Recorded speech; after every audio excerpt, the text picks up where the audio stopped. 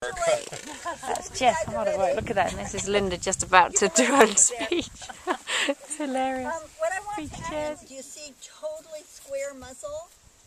Another very feature of a really an honest horse, a horse that you're going to be able to really count it on. The big jowl, this nice, big, wonderful, round dinner plate jowl that he has. I mean, it's such an ideal quarter horse. And he is. He is so trustworthy and solid. And then I look at what's between the eyes. How flat are they between the eyes? And the flatness between the eyes is another sign of stability, of character. The ears we found, and in the book it's really interesting looking at all the ears that we found, because with the ears, what we found is when the ears are forward, I don't know if he'll, I don't see it. Can you look at everybody? Look that way? Now you see that you saw it a little bit. The tendency, the ear goes a little off to the side, slightly, not straight up. Let's see if somebody, what can you? Oh, there we go. There. Can you see how they're set a little? The tips are a little wider than the base, and that's what I look for. The wider they are, the more easygoing they are. And if you, for instance, if you were looking for a racehorse, you would be really happy if the ears were straight, really straight. But if you were going to choose a 100-mile endurance horse, I wouldn't be looking for those really straight ears because they're going to be too hot. And by straight, I mean the tips right even with the straight line of the base of the ear. That's going to be a hot horse. You see how big those are? Uh-huh. But they're also very quiet. Isn't that interesting? Really, he thinks a lot. This horse knows how to take care of you. Yeah, he does. He's an amazing. This is an amazing horse. I mean, it's so interesting.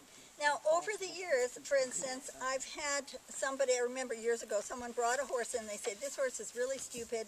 We've never been able, it's a 4-year-old, never been able to teach him to lead. You start to pull him forward, and if you don't pull, he doesn't walk. Well, the first thing I noticed, his nostrils were so narrow, you wouldn't believe it. This chin gets tight.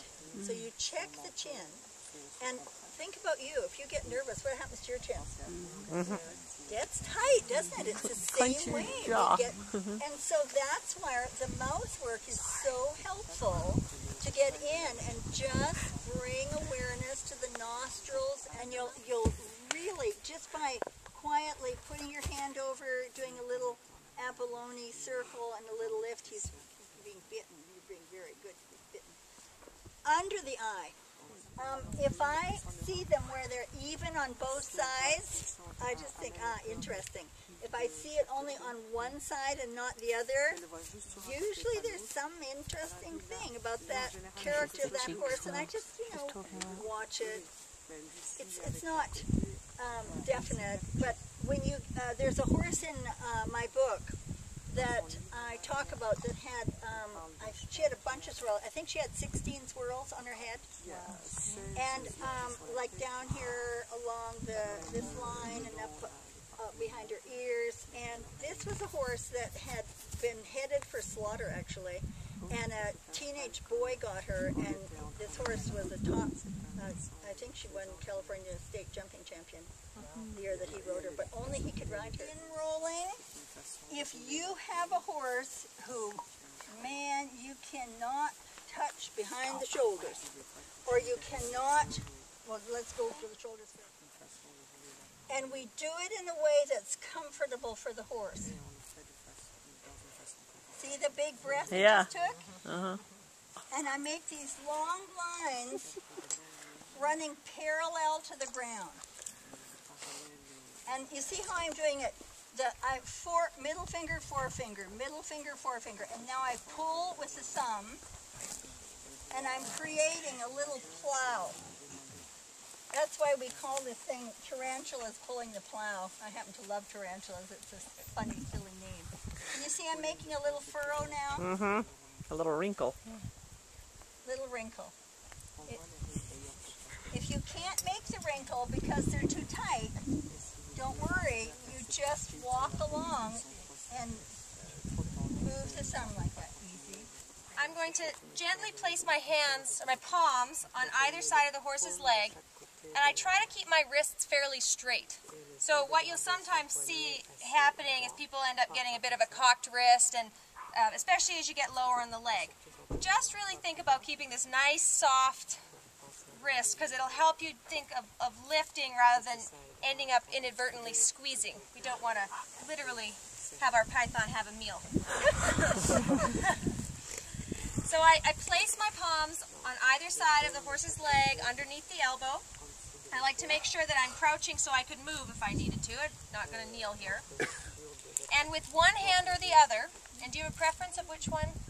I usually choose the hand that has the larger muscle group, and that might just be my habit. See what works for you. I'm going to make an abalone, so a little circle.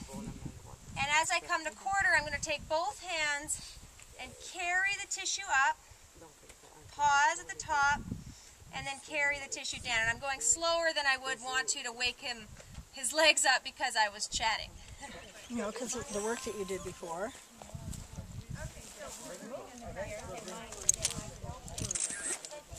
Easy. Easy. Easy. Really good experience for us people who have not been able to pace and put this on them. Unbelievable. Yeah, it is. I'm liking it. I first did it for a TV show once with an Arab that could get so tall. Okay. Easy. It's okay. Okay. Listen. Listen. Quiet. Bring your head up. That's a boy. Do you want me to keep holding him? Now, actually, he likes you on that side. Okay. Just lightly there. Now, I'm doing his lips. Keep your foot still.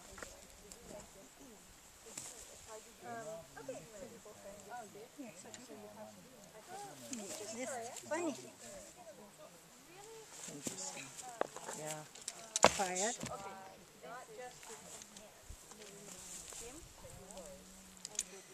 Come on. I don't want him to put his head down because that's an evasion, you know. Keep it right in the middle. That's the boy. I want you balanced. I want you balanced.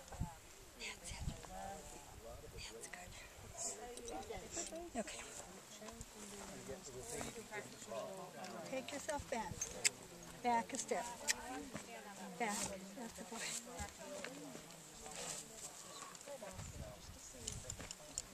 Keep your foot still.